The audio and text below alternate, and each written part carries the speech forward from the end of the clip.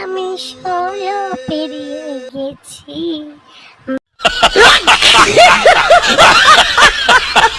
বাবু গো 16 পেরিয়ে গেছি। আমি 16 পেরিয়ে গেছি। আজকে আমি এমন সাজ সাজবো বৌমা আমার দিকে তাকিয়ে থাকবে।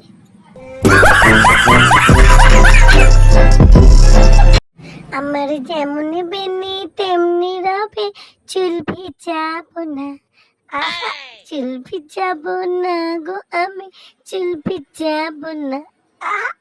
আমার যেমন বেনি তেমনি রবে, চুল ভিজাবো না। এবার আমি কাজলটা পরি।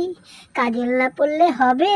কাজল পরলে পরে চোখ দুটো টানা টানা লাগবে। নেই বাবা, আমার চোখ দুটো টানা টানা।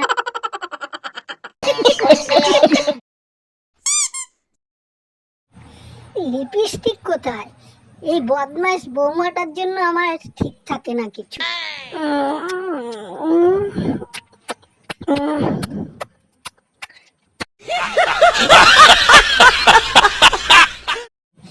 এত সুন্দর লাগছে আমাকে, একদম হিরোইনের মতো। এইবার আমার একটা ঘড়ির দরকার, এবার বৌমারটাই নিতে হবে। ও মা, বৌমার ঘড়ি তো এখানেই আছে। ও বৌমা, কোথায় গেলা? তাড়াতাড়ি আসো না একটু। কি হয়েছে? আপনি চাচা আপনি একটু সাইড চেকেছে, কোথায় যাচ্ছেন? আরে আমার ঘড়িটা নিছেন কে? একটু পরিয়ে দাও না ঘড়ি। ও আলু মা, আমার ঘড়ি নিয়ে আবার পড়বে। তা আপনি ঘড়ি নেবেন, ঘড়ি দেখতে পারবেন তো? হ্যাঁ,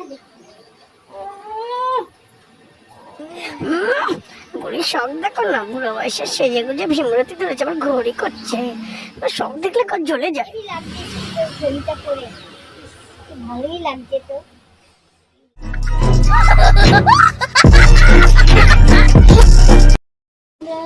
লিপস্টিক পরেছি কি সুন্দর, শাড়িটাও পরেছি সুন্দর, হেভি লাগছে। পার্সন বাড়ি আমি চললাম, আমার সাজা গাজা হয়ে গেছে। অন্য পার্সন বাড়ি। আরে শোনেন, এদিকে শোনেন। আপনি তো ঘড়ি দেখতে পারেন না, তো আপনি তো এত সুন্দর ঘড়িটা পরছেন, তো সবাই ঘড়ির দিকে তাকাইবো আর কবে। আর মাসিমা কটা বাজে, ও মাসিমা কটা বাজে, তখন আপনি উত্তরটা কি দেবেন শুনি। আচ্ছা বৌমা, তুমি জিজ্ঞেস করো কটা বাজে। দেখি না, দেখো তো বাপু কটা বাজে। বললাম বৌমা, সবাইকে এরকম করেই বলে দেবো।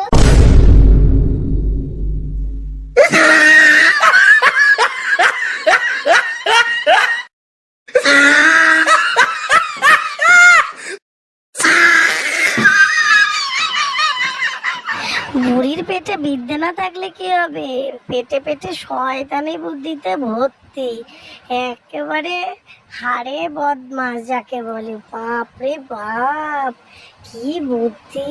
ঘড়ি না দেখতে চেয়েও ঘড়ি দেখে নিল। ওরে ভগবান!